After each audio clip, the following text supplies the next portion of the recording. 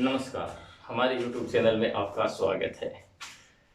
आपने बहुत से लोगों ने रीट 2021 के अंदर 2021 के अंदर सिलेक्शन लेने का निर्णय लिया, लेकिन ऐसे बहुत सारे स्टूडेंट हैं जो अभी भी किम कर्तव्य विमूढ़ हो रहे हैं। उन्हें ये नहीं पता है कि आखिर हमें सिलेक्शन तो लेना, उन्हें ये तो पता है, लेकिन ये नहीं पता कि हम किस तरीके से स्टडी करें। तो उनके बारे में मेरे पास एक बहुत ही शानदार और बहुत ही अच्छी मोटिवेशनल कविता है, यानी प्रेरणादायक कविता है, जिसको आप एक बार सुनोगे तो निश्चित तौर पे समझ जाओगे और आपके अंत प्रेरित होकर के निरंतर लगातार आप आगे बढ़ते रहोगे। और जहाँ तक मेरा ख्याल है कि आपको सफलता भी निरंतर मिलती रहेंगी। ये जरूरी नहीं कि आप रीट के एग्जाम ही क्लियर करो, और भी बहुत सारे एग्जाम है, और भी बहुत सारे लोग हैं जो दूसरे कंपटीशन एग्जाम की तैयारी करते हैं या फिर जीवन में सफलता चाहते हैं। उनके लिए भी ये बहुत ही खूबसूरत और अच्छी कविता है। हरिवंश राय बच्चन साहब की कविता है। मैं हमेशा इस कविता को बार बार गुनगुनाता रहता हूँ। जब कभी भी कोई भी निराशा, जब कभी आपके जीवन में निराशा आए तो आप इस कविता को जरूर गुनगुनाइएगा, ताकि निराशा है वो चली जाएगी और आपके अंदर ऊर्जा का संचार होगा। तो कविता है, सुनिए ध्यान से।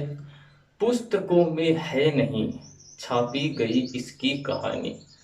यानी पुस्तकों के अंदर जो सफल व्यक्ति होते हैं उनकी कहानियां पहले से नहीं छपती, यानी पुस्तकों में है नहीं छापी गई इसकी कहानी, हाल इसका ज्ञात होता है न औरों की जबानी। आपको आपके बारे में, आपके भविष्य के बारे में कभी कोई दूसरा निर्णय ले ही नहीं सकता। जो कमजोर होते हैं वो इंटेलिजेंट हो जाते हैं, और जो इंटेलिजेंट होते हैं वो कमजोर हो जाते हैं।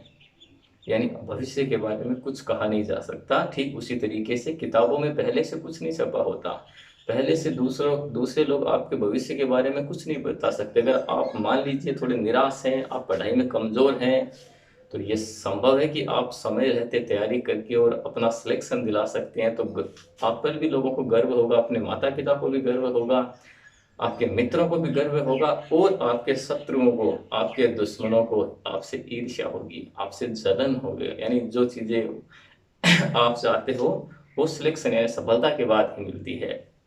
तो क्या लिखा है?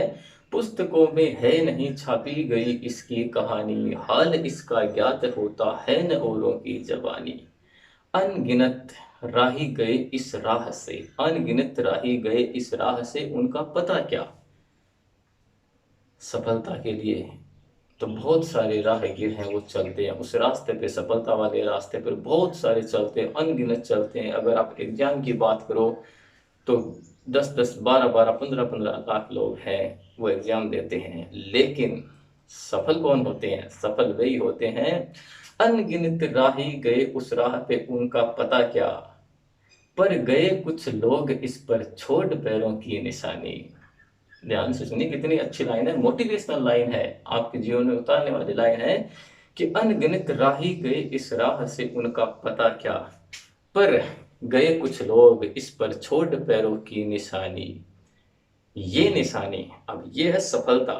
ये सफलता जब आपके कोई भी गांव के अंदर, शहर के अंदर, मोहल्ले कस्बे में जब कोई सक्सेस होता है, कोई सफल होता है, तो आपको कुछ कहने की आवश्यकता नहीं, या उसको कुछ कहने की आवश्यकता नहीं। उसकी सफलता वो सब कुछ स्वतः ही बयां कर देती है, वो आप भी स्वतः ही समझ जाते हैं। तो उसके बारे में कितनी अच्छी बात कही है कि पर गए कुछ लोग छोड़ इस पर पैरों की निशानी, ये निशानी मूक होकर भी बहुत कुछ बोलती है।